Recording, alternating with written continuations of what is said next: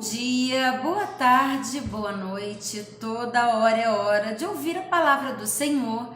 E hoje nós vamos ouvir no livro de 2 Coríntios 1, 2, 3 e 4. Vamos lá. Paulo, apóstolo de Cristo Jesus, pela vontade de Deus, e o irmão Timóteo, a igreja de Deus que está em Corinto, com todos os santos de toda a Acaia. A vocês, graça e paz da parte de Deus, nosso Pai e nosso Senhor Jesus Cristo. Bendito seja o Deus e Pai de nosso Senhor Jesus Cristo, Pai das misericórdias e Deus de toda consolação, que nos consola em todas as nossas tribulações, para que com a consolação que recebemos de Deus, possamos consolar os que estão passando por tribulações. Pois assim como os sofrimentos de Cristo transbordam sobre nós, também por meio de Cristo transborda a nossa consolação.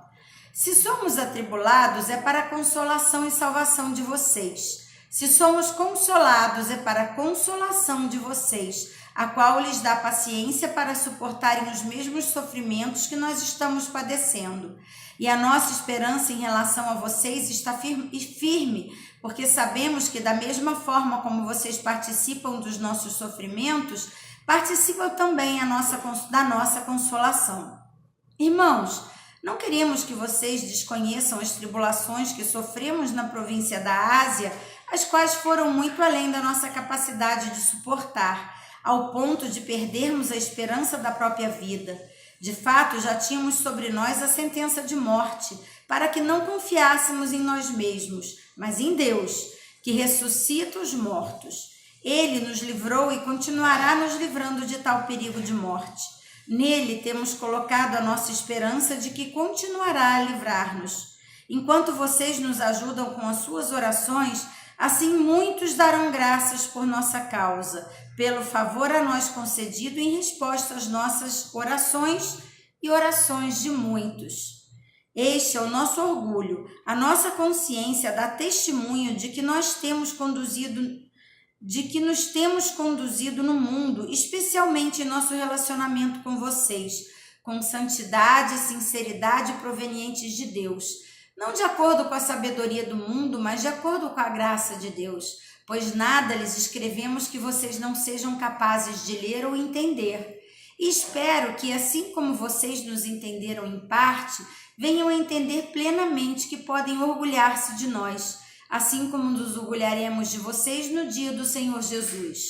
Confiando nisso, e para que vocês fossem duplamente beneficiados, planejava primeiro visitá-los em minha ida à Macedônia e voltar a vocês vindo de lá, para que me ajudassem em minha viagem para a Judéia.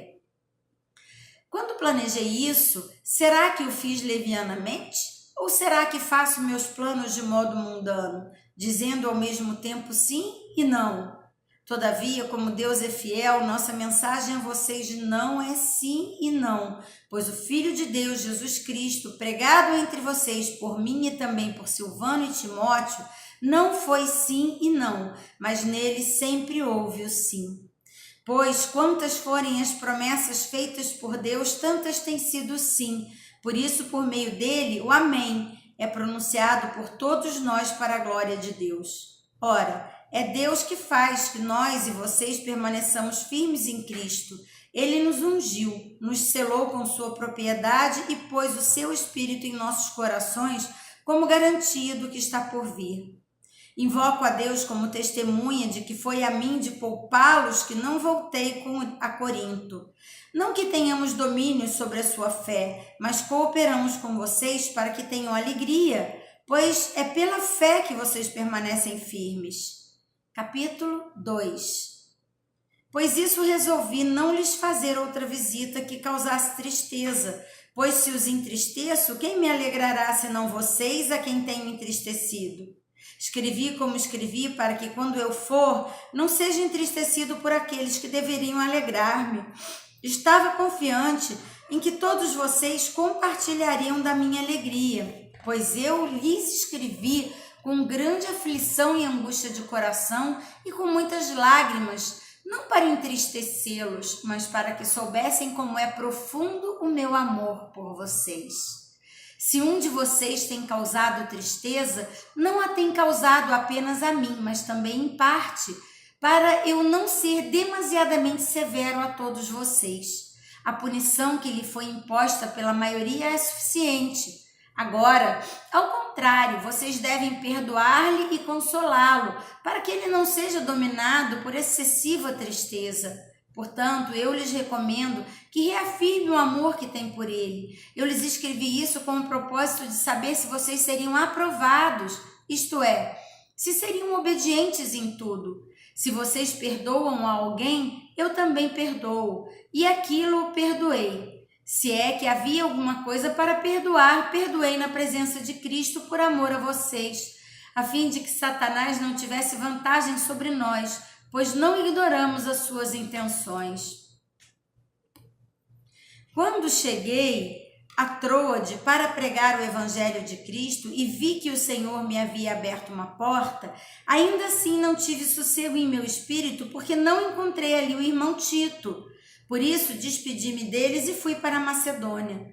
Mas graças a Deus que sempre nos conduz vitoriosamente em Cristo e por nosso intermédio exala em todo lugar a fragrância do seu conhecimento. Porque para Deus somos o aroma de Cristo entre os que estão sendo salvos e os que estão perecendo.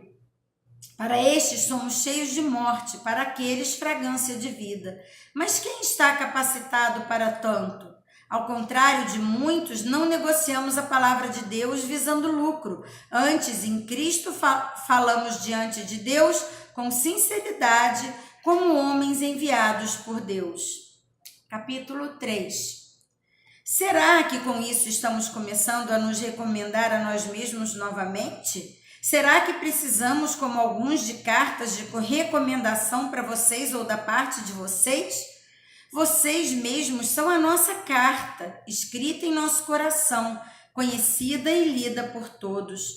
Vocês demonstram que são a carta de Cristo, resultado do nosso ministério, escrita não com tinta, mas com o Espírito do Deus vivo, não em tábuas de pedra, mas em tábuas de corações humanos.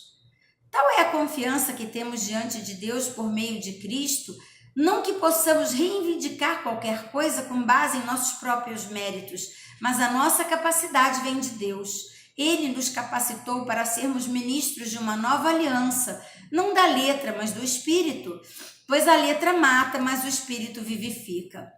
O ministério que trouxe a morte foi gravado com letras em pedras, mas esse ministério veio com tal glória que os israelitas não podiam fixar os olhos na face de Moisés, por causa do resplendor do seu rosto. Ainda que desvanecente, não será o ministério do Espírito ainda muito mais glorioso? Se era glorioso o ministério que trouxe condenação, quanto mais glorioso será o ministério que produz justificação.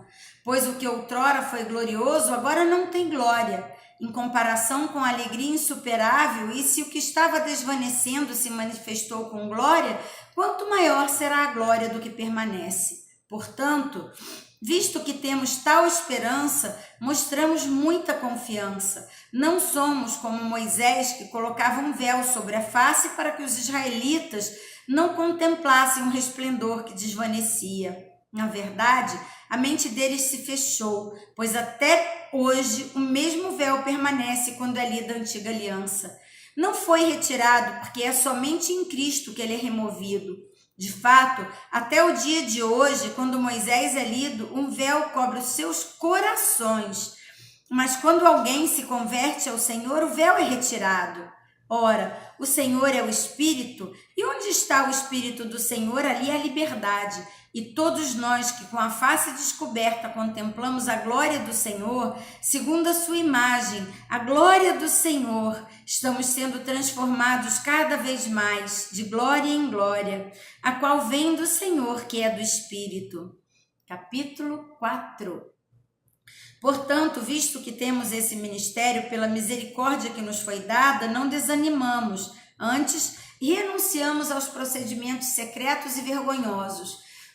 Não usamos de engano nem torcemos a palavra de Deus. Ao contrário, mediante a clara exposição da verdade, recomendamo-nos à consciência de todos diante de Deus. Mas se o nosso evangelho está encoberto, para os que estão perecendo é que está encoberto. O Deus dessa era cegou o entendimento dos descrentes para que não vejam a luz do evangelho da glória de Cristo, que é a imagem de Deus. Mas não pregamos a nós mesmos, mas a Cristo, Senhor, e a nós como escravo de vocês por causa de Jesus, pois Deus disse que das trevas resplandeça a luz. E mesmo brilhou em nossos corações para a iluminação do conhecimento da glória de Deus na face de Cristo. Mas temos esse tesouro em vasos de barro para mostrar que este poder que a tudo excede provém de Deus e não de nós. De todos os lados somos pressionados, mas não desanimados. Ficamos perplexos, mas não desesperados. Somos perseguidos, mas não abandonados. Abatidos, mas não destruídos.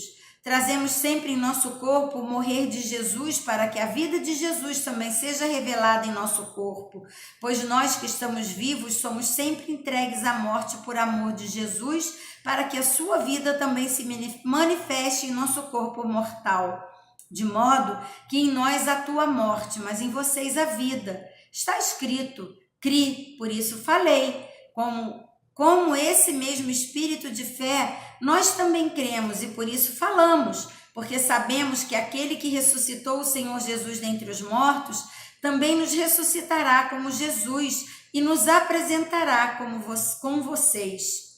Tudo isso é para o bem de vocês, que a graça que está alcançando um número cada vez maior de pessoas, faça que transbordem as ações de graças para a glória de Deus. Por isso, não desanimamos.